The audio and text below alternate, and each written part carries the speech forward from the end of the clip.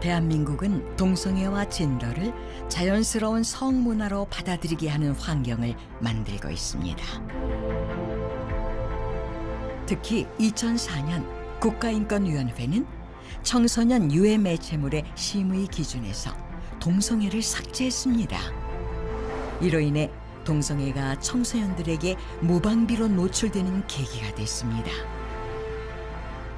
동성애가 우리 건전한 우리 인격 발달이나 또는 아이들의 이 모든 삶에 있어가지고 위험한 요소를 갖다가 알려줘서 이렇게 동성을 하게 되면 어떤 질병도 걸릴 수도 있고 나의 성 정체성의 문제도 있다는 걸 알기 때문에 피하게 되고 보지 않게 되거든요. 그런데 이것을 무방비적으로 영상에서 노출되니까 아이들이 뭐 저런가 보다 하고 문화에 젖어버리는 거예요. 이런 것은 기존 세대의 큰 잘못인데 국가인권위에서 해서는 안 될 일을 하는 겁니다. 아주 무책임한 일을 벌였는데, 그리고 현재도 문제는 뭐냐면 이런 것을 잘못된 정책을 내세했던 것에 대해서 전혀 반성이 없다는 거예요. 참 게 문제입니다. 웹드라마, 웹소설 플랫폼뿐 아니라 공중파 드라마, 예능 등 다양한 매체에서도 성소수자 캐릭터가 나타나는 추세이며 유명 플랫폼에서는 BL 장르의 소설을 주요 카테고리로 분류해 놓을 만큼 대한민국엔 BL 열풍이 불고 있습니다. 완전 음란물이고 남자들끼리 연애하고 키스하고 모든 일본 만화 같은 그런 만화책을 수집하는 친구도 봤고, 또 여자애들끼리 키스하고 그런 애들도 있고 껴안고 둘이 데이트하러 가고, 이런 실제로 자기가 레즈비언이다라고 말하면서 그런 친구들도 봤고, 또 애들이 평소에도 레즈비언, 게이 이런 얘기가 그냥 쉽게 나오면서 그런 장난이 그냥 이렇게 많이 퍼져 있는 것 같아요. 딱 펼쳤는데 너무나 외설적인 남자와 남자가 서로 학문 성관계하는 그런 전라의 만화가 펼쳐졌어요. 이 아이가 이 책이 음란물이라는 사실 자체를 이해를 못 하더라고요. 그냥 그 책을 보고서 이거는 내가 그림체가 너무 예뻐가지고 가지고 있는 거야. 이게 음란물이라는 사실을 인식을 못하는 것 같아요. 그냥 하나의 문화예요, 문화. 동성애라는 그런 문화. 제가 초등학교 6학년 때요, 진짜 아무렇지도 않게 서로 막 포옹하고 우리 나중에 결혼하자 하면서 막 서로 뽀뽀하고 막 그러고 그런 일이 되게 좀 많아요. 그래서 제가 놀래가지고 너네 뭐 하는 거야 했는데, 레즈비언이나 이런 게이 이런 사람들을 얘기를 하면서 그 사람들 개인 취향이 있는데 너는 지금 그런 사람들이 하는 행동을 가지고 뭐라고 하는 거냐고, 지금 그런 사람을 혐오하는 거냐고 해가지고 그때요 되게 좀 혼란스러웠어요. 그러니까 친구들은 당연시하는데 그건 내 눈에는 옳아 보이지 않은데 애들은 그거를 유튜브에서 본 거라고 따라하고, 만약에 거기에 반대하는 애들이 있으면 약간 좀 이상한 애로 보는? 제가 그런 애로 약간 찍혔었거든요. 힘들었겠다. 네, 힘들었어요.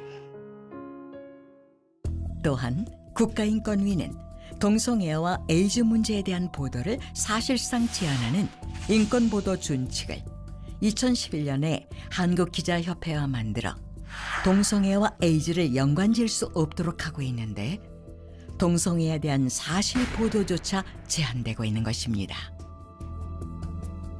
그렇다면 다음 세대들은 과연 어디서 에이즈의 경로와 유해성에 대한 진실을 들을 수 있을까요?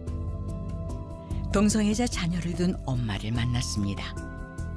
어떻게 우연찮게 봤는데 막 남자애들 막 그런 관계하는 사진도 있고 막 엉덩이 사진도 있고 너무너무 놀란 거예요. 우리 아들이 어떻게 이렇게 이런 사진을 모아놨을까 아들하고 얘기를 했더니, 그리고 에이즈에 관한 거, 동성애를 하면 왜 병이 걸릴 수 있다.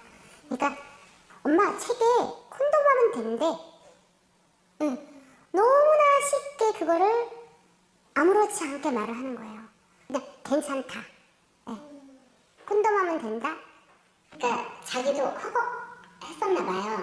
그러니까 엄마 말을 듣고 검사를 한 거 보니까 무서웠었나 보더라고요. 그래서 이제 검사를 한 것 같아요. 우리 아이들을 지키기 어려운 세상이 오고 있습니다. 성적 지향과 성 정체성을 차별금지 이유로 명시하려는 포괄적 차별금지법이 국회 법사위 통과 절차만 남겨둔 상태입니다. 보면 우리나라에 그 개별적 차별금지법이 있어요. 개별적 차별금지법이라는 차별금지 사유 하나하나에 대한 거. 그래서 남녀, 장애 뭐 이런 것들이 있는데 이런 건 다 좋은 겁니다. 개별적 차별금지법. 근데 이제 저쪽에서 만들려고 하는 포괄적 차별금지법. 포괄적 차별금지법 안에 성적 지향과 성별 정체성이 들어가요. 그러니까 성적 지향과 성별 정체성 빼고는 우리나라 다 했습니다. 다 했어요. 그러니까 포괄적 차별금지법 만드는 이유는 뭐냐? 목적은 성적 지향과 성별 정체성을 넣기 위한 게 목적입니다. 그렇다면 성적 지향과 성별 정체성 차별 금지를 하려는 목적은 무엇일까요? 성적 지향엔 동성애가 들어가고 그다음에 젠더 정체성에는 그 성전환이 들어가는데 어른 세대에서 이 법을 못 막으면 분별력과 결정력이 약한 어린애들이 이제 본인의 의사에 어긋나게 성에 관한 그 수치스러운 심을 자극하는 내용들을 교육을 강요받게 되고 젠더는 남녀의 구별을 없애버리는데 남녀 구별을 없앨 때 실제로는 신체적인 남성이 여성이라고 주장할 때 여성 전용 공간에 자유롭게 들어갈 수 있는 특권이 부여되기 때문에 실제로 이 상황들을 다 막기 위해선 특히 우리 어린아이들의 영혼을 지키기 위한 이 성인 세대의 최소한의 방어와 파수 헌신 활동이 요청되는 상황이다라고 할 수 있습니다. 2021년 미국 LA 한인타운 스파에서 한 남성이 여탕에 들어가 성기를 노출한 사건이 발생했습니다. Okay, well, no, he's sitting in there. Okay, well, secure. It's okay. It's okay for a man to go into the women's section, show his penis around the other women, young little girls underage. Your spa, we spa, condone that. Is that what you're saying? Spa is an agreement with men that just say they are a woman and they can go down there with their penis and get into the women's section? Is that what you're saying? What really? What law? So 이게 왜 이런 일이 일어날 수 있는가 하면 캘리포니아는 이미 차별금지법이 통과돼 버렸어요. 그리고 그 안에는 성별 정체성 차별금지가 있어요. 성별 정체성이라는 것은 본인의 인식을 인정하는 거예요, 법적으로. 그러니까 생물학적으로 남자인데 완전히 남자인데 본인 여자라고 생각하면 여자 화장실, 탈의실, 목욕탕에 들어가는 걸 막을 수가 없는 거예요. 그러니까 이게 참 법이라는 게 그렇게 무서운 거예요. 그러니까 잘못된 법을 한번 만들어 놓으면 그거에 대한 영향을 어쩔 수 없이 받게 되는 거예요. 그러니까 아주 신중하게 법을 만들어요. 우리나라는 현재 동성 간 성행위를 제한하지 않는 동성애 자유국가인데 포괄적 차별금지법이 왜 필요한 것일까요? 차별금지를 내세워서 사람 차별을 금지하는 것처럼 돼 있지만 실제로는 동성애와 성전환에 반대하는 종교 양심, 신념을 가진 사람들을 집중적으로 법적 책임을 물어서 차별하는 실질적으로 엄청난 차별법이고 거기다 신앙 없는 사람들이 자신의 이성과 양심에 기해서 동성애 성전환에 대해서 비판하고 반대하고 위험한 의견을 표현할 자유 그 부분은까지 확대되기 때문에 이 차별금지법의 폐해는 신앙을 가졌든 안 가졌든 모든 사람의 자유를 억압하는 그런 피해를 초래한다 이렇게 할 수 있습니다. 모두가 차별 없는 평등한 세상을 만들자며 2006년에 포괄적 차별금지법을 만든 독일. 과연 어떤 세상이 되었을까요? 독일 북부문화 경제 중심지 브레멘. 브레멘은 한자 동맹의 일원으로 해상무역의 중심지였습니다. 브레멘 중심에 위치한 세인트 마티니 교회는 1229년에 세워진 교회입니다. 그 북부 독일에 제일 먼저 루터의 종교 계획을 지지하고 개혁교회로 전향한 교회입니다. 요아킴 네안더 목사님이 여기에 심우하시는 동안에 다 찬양하여라를 작사한 교회입니다.